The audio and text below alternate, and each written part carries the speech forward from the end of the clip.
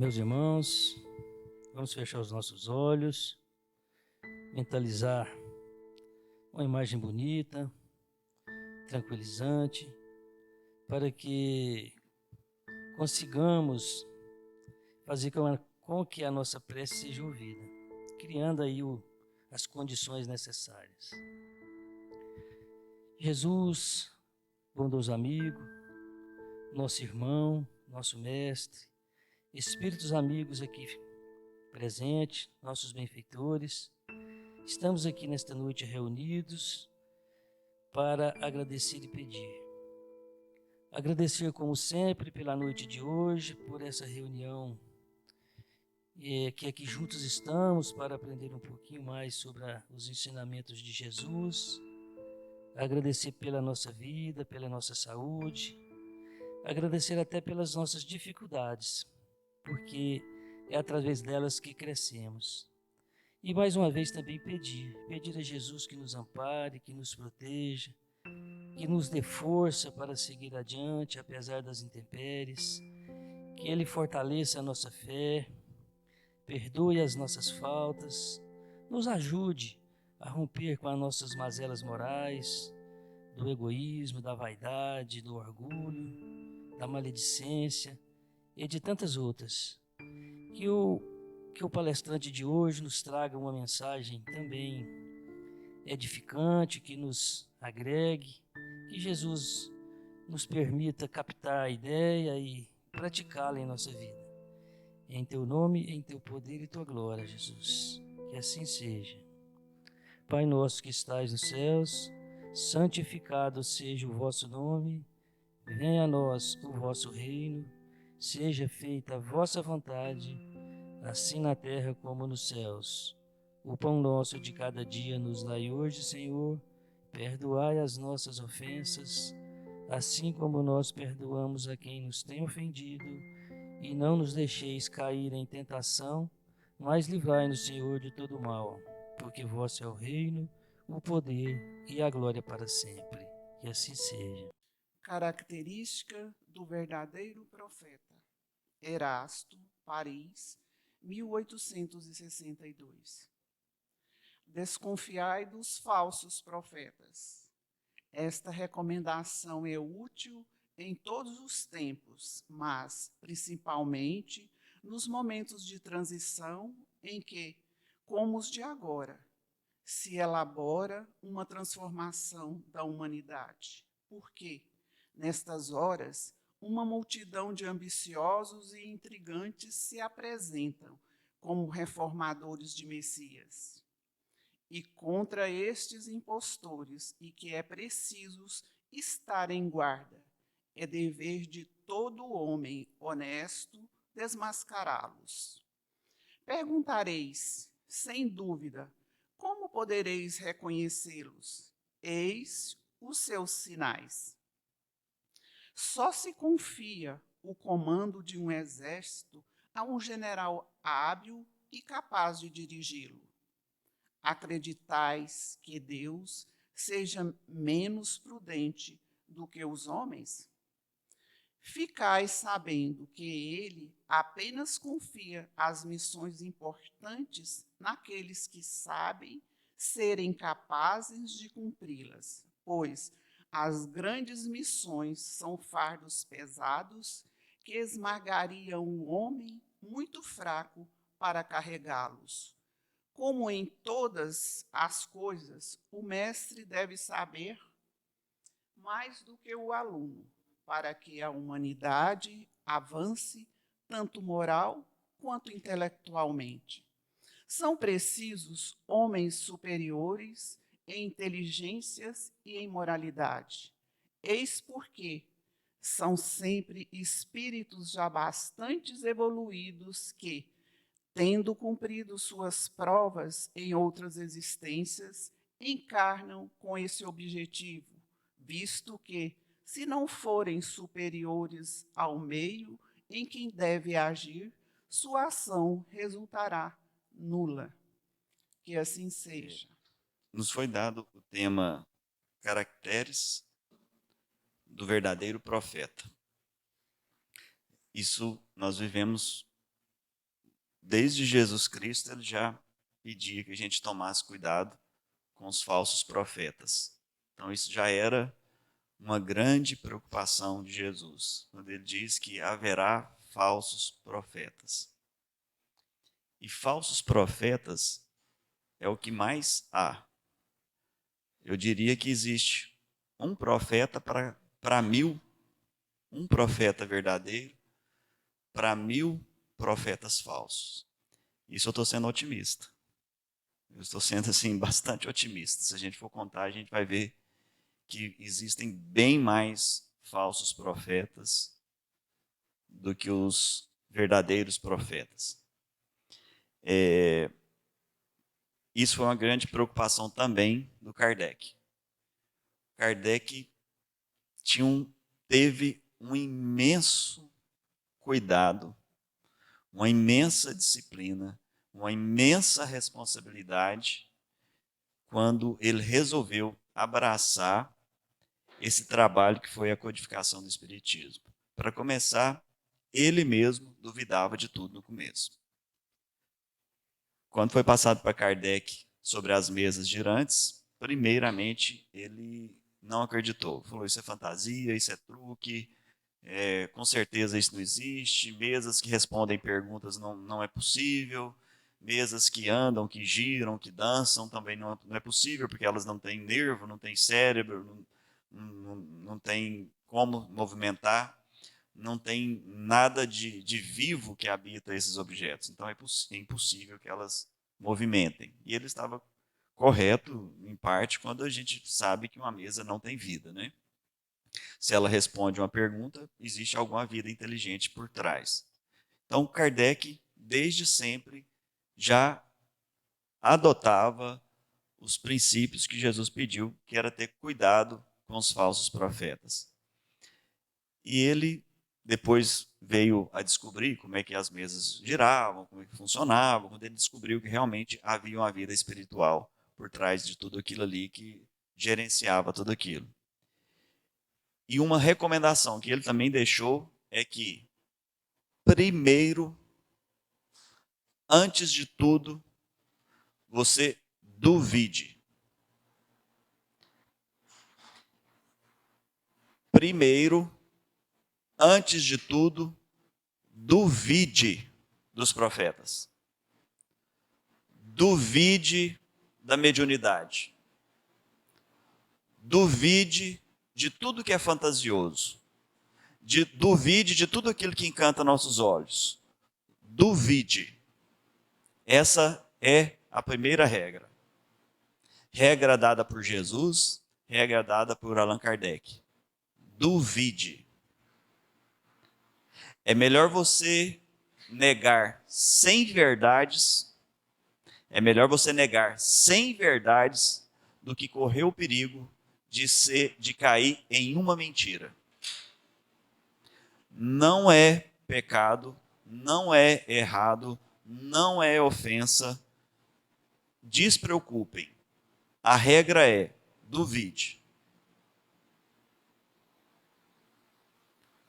Principalmente nas nossas casas, instituições espíritas, que existem muitos trabalhos de mediunidade, trabalhos que chamam a atenção. Qual é o problema? Qual é o problema de eu duvidar da verdade? Quando eu duvido da verdade, suponho que uma pessoa se apresenta para mim como um médium, como um profeta, e eu duvide dele. Se eu duvidar dele, ele vai perder a ação dele? Ele vai perder a ação dele? Ele vai perder o efeito dele? Ele vai perder? Quando você está doente, você precisa tomar um antibiótico, você está com alguma bactéria, você precisa tomar um antibiótico, e você não acredita no poder daquele antibiótico, ele vai deixar de fazer efeito no seu corpo? Não vai. Você acreditando ou não, ele vai fazer o efeito no seu corpo. Não interessa se você acredita ou não, ele vai fazer efeito. Se você tomar um anti-inflamatório, algum medicamento próprio para aquela doença ou para aquela enfermidade que você está no momento, você não precisa acreditar. A gente toma até sem saber como é que é o mecanismo de ação desses medicamentos. Não depende da minha crença. Ele vai ter ação sim.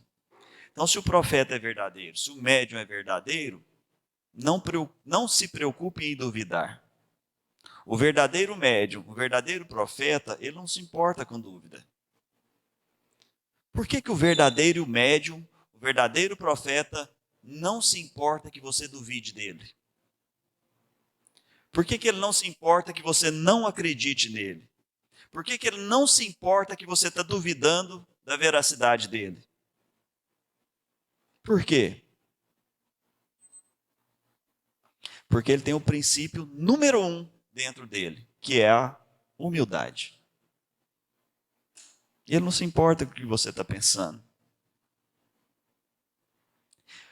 O verdadeiro médium, o verdadeiro profeta, ele se sente como um excelente burro de carga. Ele está aqui para te servir. Primeiro você, depois ele.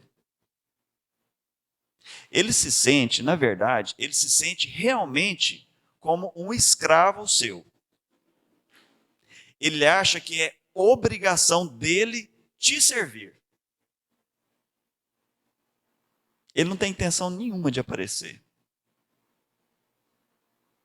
Ele acha que Deus jogou ele aqui para servir para os outros. Como a música que estava passando, que a gente... Quando eu cheguei, estava passando aquela música da barca, né? Que o meu cansaço sirva para descansar os outros. Que o meu ombro sirva para carregar o peso dos outros. Que eu viva para servir e não ser servido. A vida dos verdadeiros profetas é uma vida que ninguém tem inveja. Ninguém inveja a vida de um profeta. Primeiramente porque ela é repleta de sofrimentos. É uma verdadeira guerra, é uma verdadeira batalha, é uma verdadeira luta a vida de um profeta. Basta a gente lembrar de alguns. Quem aqui inveja a vida de Madre Teresa de Calcutá? Que viveu no sofrimento, enfrentando todo tipo de dor e fome, e frio, e enfermidades, enfrentando o egoísmo das pessoas, enfrentando poderes daqueles que queriam destruí-la constantemente, sem dormir direito, sem comer direito, em meio a todo tipo de desgraça que a gente consiga imaginar e não imaginar. Quem aqui tem inveja? Quem queria estar no lugar dela? Vamos pensar, Chico Xavier. Leiam 10% da vida, não precisa de 10% não, leia 1% sobre a vida de Chico Xavier. Você não vai querer estar nem na pele dele, de tanto sofrimento. Jesus, quem quer passar pelo que ele passou? Divaldo, quem quer passar pelos sofrimentos dele? Vê a vida do Divaldo desde a infância, como foi do Chico. Você já vai querer parar lá na infância. Até os 2 anos já foi suficiente para mim não querer mais. Como que essas pessoas conseguiram chegar na fase adulta? Com sanidade mental? Eu não sei. Sinceramente, eu não sei. É porque são verdadeiros guerreiros.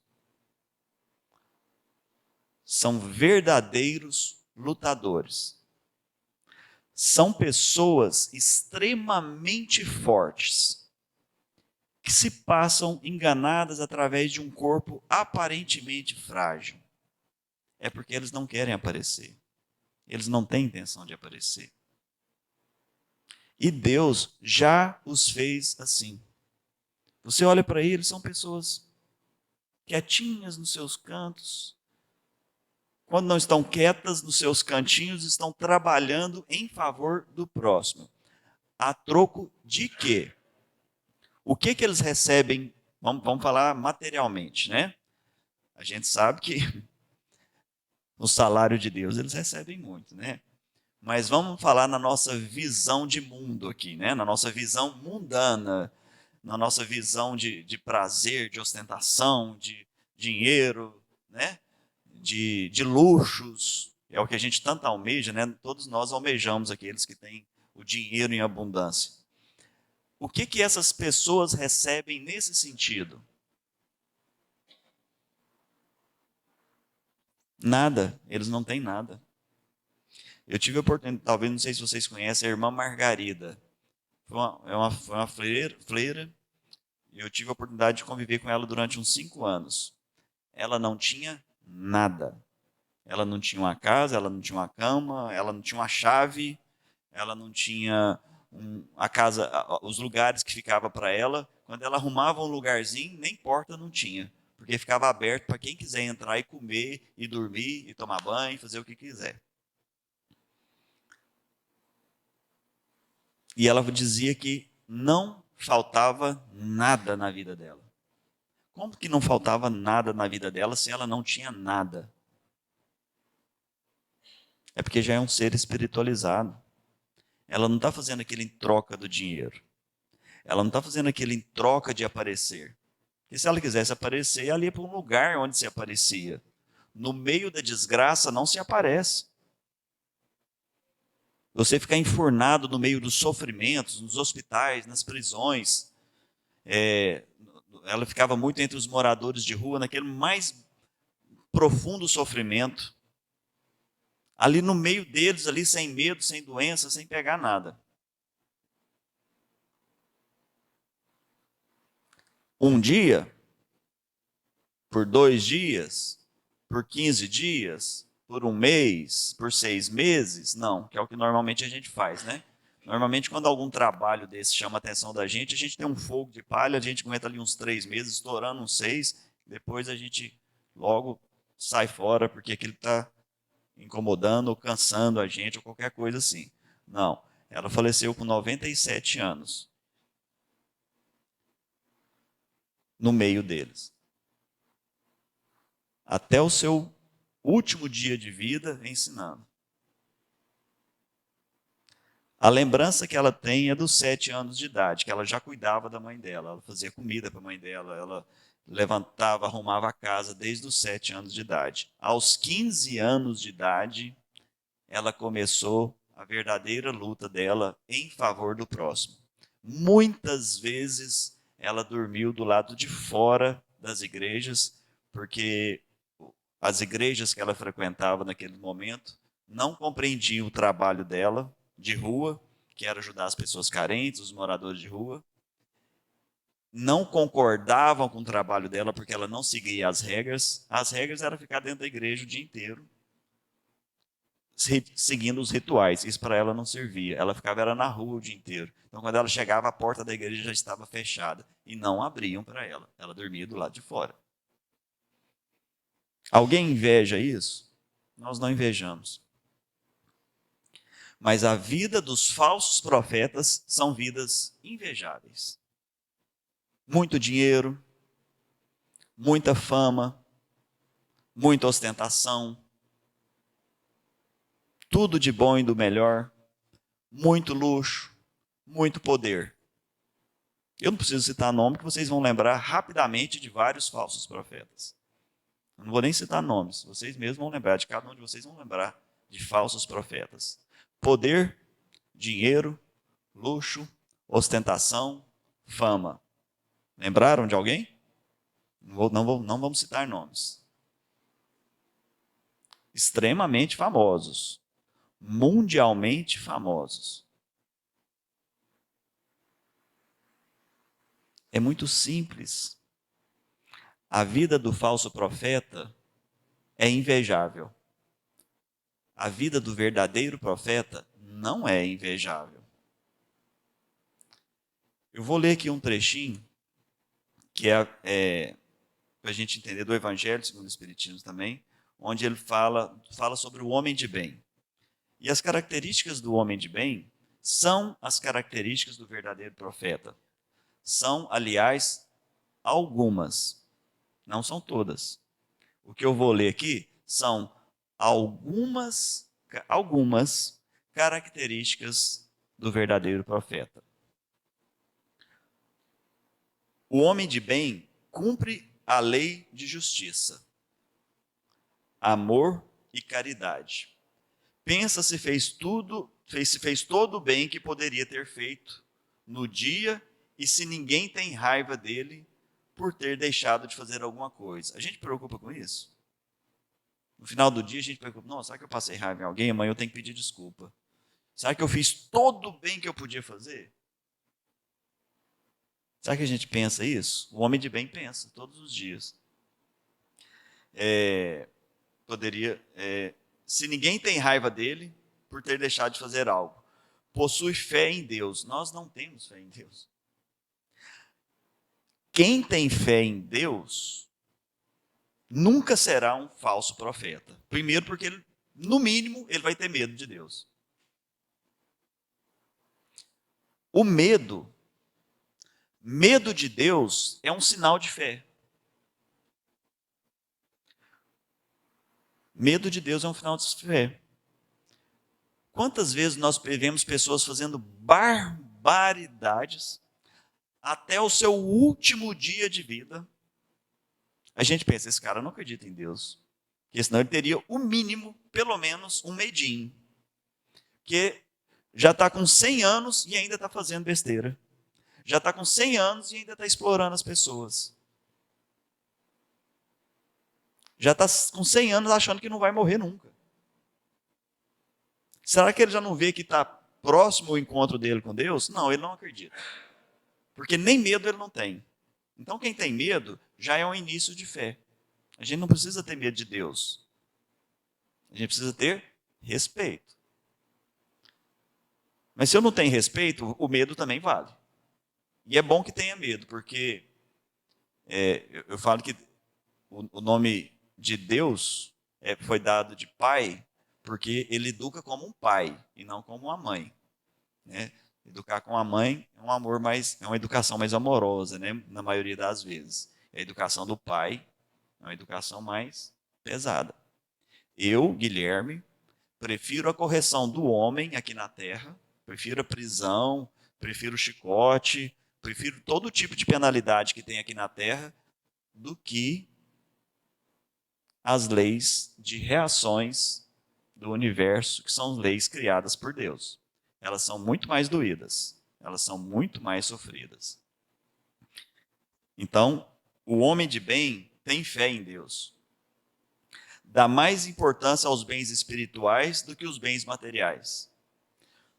Para a gente saber se a gente dá mais importância aos bens espirituais ou materiais, basta a gente pensar. Quanto tempo da minha semana, vamos pensar, a semana tem 7 dias, né? O ciclo. Desse ciclo de 7 dias, quanto tempo eu dedico à minha vida material? E quanto tempo eu dedico à minha vida espiritual? Aí, por aí já dá para me saber qual que eu dou mais importância. Possui resignação, pois aceita as provas e expiações que provocam sofrimento sem reclamar. O homem de bem aceita os sofrimentos sem reclamar. Faz o bem para as pessoas sem querer nada em troca. Pensa primeiro nos outros antes de pensar em si mesmo. Nós pensamos em nós primeiro, depois nos outros.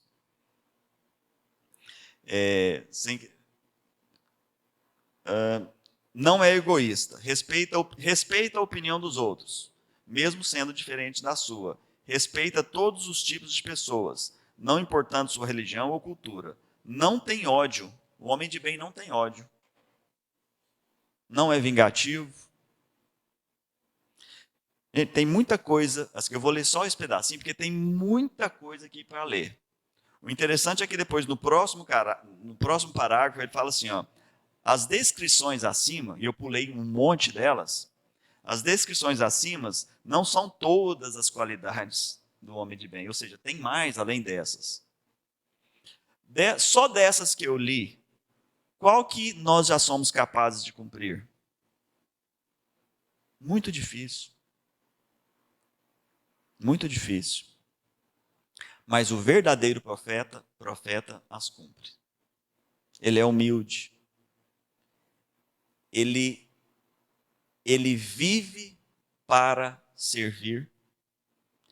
Ele suporta todo e qualquer tipo de ofensa. Ele nem se defende normalmente. Como foi Jesus diante da cruz? Ele nem se defende. A irmã Dulce, uma das verdadeiras profetas, construiu uma casa para cuidar de crianças abandonadas. E ela tinha um pessoal interessado naquele terreno. Criaram uma situação de que ela não cumpria os protocolos dos alvarás municipais, darari, darará, darará. Como eles estavam interessados naquele terreno, resolveram derrubar toda aquela construção que ela tinha construído para amparar crianças carentes da região. Além de crianças, ela amparava vários tipos de pessoas necessitadas também. E ela tinha um rapaz que era muito parceiro dela ali. E quando chegou os caminhões que começaram a derrubar, ela ficou olhando, intacta, sem mexer em nada. E ele perguntou para ela: irmã, você não vai fazer nada? Eles vão derrubar a casa, eles vão derrubar tudo. Ela: não tem problema não. Se eles derrubarem é porque Jesus permitiu. Não é eu que estou no comando. Se eles derrubarem é porque é a vontade de Jesus. A gente constrói outra, em outro lugar, de outra forma. Sem se revoltar, sem se rebelar, aceitando os desígnios de Deus sem nenhum tipo de revolta. Mesmo uma obra maravilhosa como a que ela tinha construído. Se é um falso profeta e as pessoas estão querendo derrubar aquilo que ele construiu, para derrubar toda a fama que ele tem, para derrubar toda a arrecadação de dinheiro que ele tem, será que ele teria a mesma situação? Ou ele buscaria suas influências políticas para resolver essa situação? É muito diferente. É um para a direita, outro para a esquerda. O pior cego é aquele que não quer ver. Porque nós reconhecemos o falso profeta, mas nós fingimos que não estamos vendo. Duvidar não é errado. Questionar não é errado.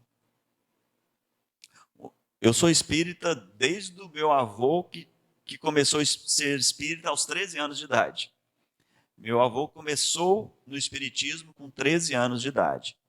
Que passou para minha mãe, que passou para mim, e nós vamos seguindo aí até onde der. E meu avô trabalhava na cidade de Inhumas, e lá ele cuidava de pessoas abandonadas na rua. Na época, ali por volta de 1960, 1950, 1960, até 1970, crianças e velhos nas ruas, é como a gente, sabe quando hoje, nem cachorro a gente não vê na rua direito. Assim, extremamente abandonada ao azar. Mas crianças viviam nas ruas como cachorros. Assim, ó, normal. Você passava, tinha uma criança deitada no chão, uma criança pedindo comida, deitando ali, dormindo ali, se virando como um animal. E assim também idosos, pessoas deficientes mentais. E meu avô passava juntando todas essas pessoas. Meu tio morreu e deixou um seguro de vida. Meu avô pegou o seguro de vida do meu tio, que dava para comprar muitos lotes, dava para... Meu tio deixou o seguro de vida com a intenção de deixar meus avós bem, né? Ele tinha plena saúde, 21 anos, morreu num acidente de veículo. E uma semana antes ele fez o seguro e morreu uma semana depois. Meu avô recebeu o dinheiro. O que ele fez? Ele comprou um grande terreno e construiu um abrigo. Tinha um abrigo de velhos e um abrigo de crianças. E ele, para manter esse abrigo, ele vivia pedindo. Ele era barbeiro, cortava cabelo, então vivia uma vida de pedir. Pedia arroz, feijão, óleo, tijolo, remédio, todas essas coisas. E hoje, uma coisa que a gente não tem muito mais, mas existe, e existe sim, muito, existe, mas não como antigamente, médiuns para ajudar nos tratamentos. Hoje existem, embora bem menos do que antigamente. Então, por exemplo, numa cidade, igual em Umas, onde mal tinha médico, para a pobreza de forma alguma. O meu avô teve a condição de ter uma médium que ajudava ele a tratar desses doentes. Não tinha câmera, não tinha fotografia, não tinha encontros para todo mundo ver aquela mediunidade, nada. Aquilo acontecia nas madrugadas, depois que ele trabalhava o dia inteiro cortando cabelo, ele ia prescrever remédios para esses doentes. E a médium prescrevia os remédios corretamente através de algum espírito que ali manifestava. E como as pessoas doavam medicamentos, ele tinha uma farmácia, mas não sabia como usar aqueles medicamentos.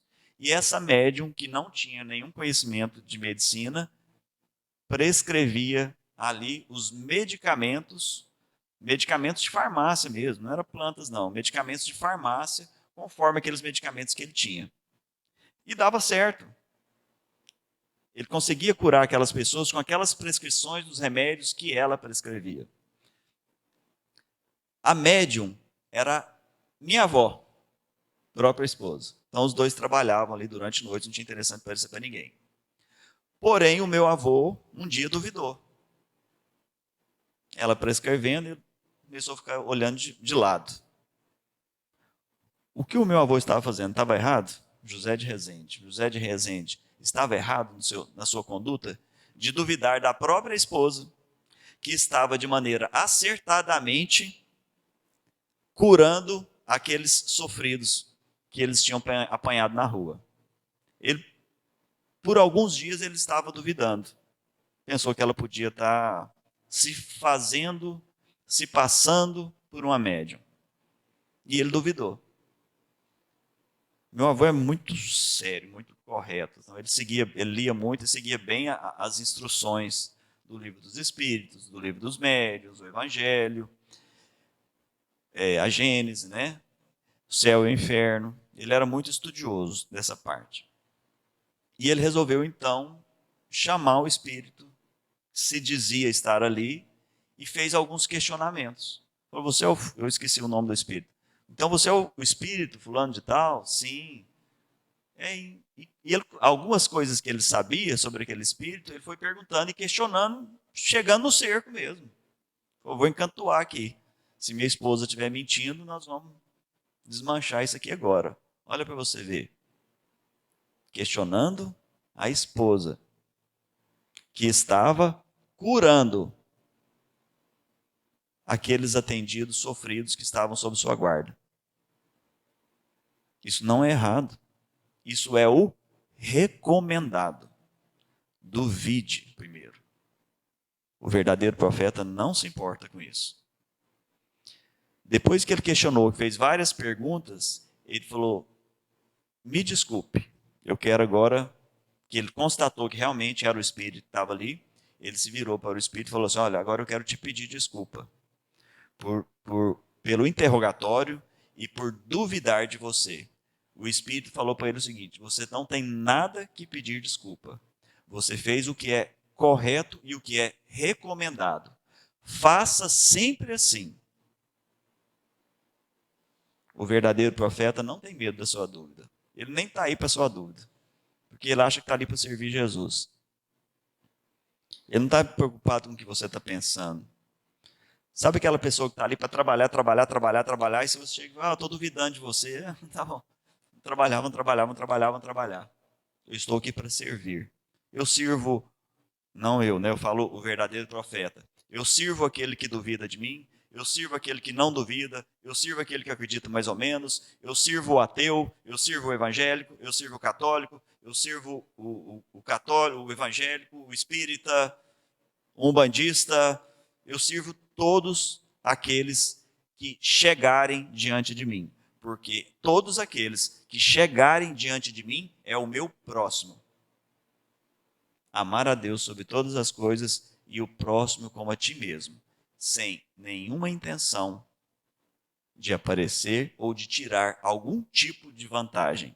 Muito pelo contrário, é aquele irmão que está diante de você que vai tirar algum tipo de vantagem em cima de você. Esse é o verdadeiro profeta. Para a gente encerrar, Divaldo Pereira Franco define de maneira muito sábia a mediunidade. Define de maneira muito sábia a vida de um profeta. Ele chama a vida de um profeta, ele chama a vida de um médium como Calvário. Ninguém melhor do que ele para descrever, né? Divaldo Pereira Franco está aí até hoje com a gente, em toda a sua luta, em todo o seu sofrimento, em toda a sua batalha, enfrentando, e já enfrentou todas as suas dores. Então, se alguém chega nele e pergunta, o que é ser médium? Ele falou que é um calvário. Você está pronto para enfrentar o seu calvário? Você está pronto para enfrentar uma vida de puro sofrimento? Eu te garanto que é um tipo de vida que nenhum de nós aqui sonhamos para os nossos filhos. Porque o que a gente quer para os nossos filhos? É uma vida feliz, tranquila, né? Abundante. Ninguém quer uma vida de sofrimento, de humilhação, de dor, de doença, de necessidade. Alguém quer isso para os filhos? Nenhum de nós queremos. Porém, a vida do médium é uma vida de sofrimento. A vida do verdadeiro profeta é uma vida de sofrimento. Como eu já disse, basta a gente ver como foi a vida de cada um deles, né? Sem tirar nem pôr nenhum momento. Nós precisamos ter essa distinção e esses cuidados dentro de nós. Cuidados esses recomendados por Jesus Cristo, cuidados esses recomendados por Allan Kardec. Tá bom? Que a paz do nosso Mestre Jesus esteja com todos nós. Lembrando que a gente não pode ter paranoia, né? Senão a gente fica doido também. A gente tem que procurar o quê? A balança do bom senso, certo? A gente tem que buscar, a gente simplesmente tem que ter o quê? Cuidado, para que a gente não seja enganado, tá bom? Muito obrigado a todos, que a paz do nosso Mestre Jesus esteja com todos nós. Muito obrigado.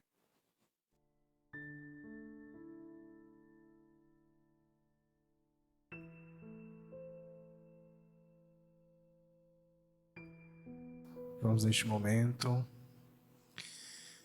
elevar o nosso pensamento até Jesus, rogando a Ele por todas as nossas necessidades.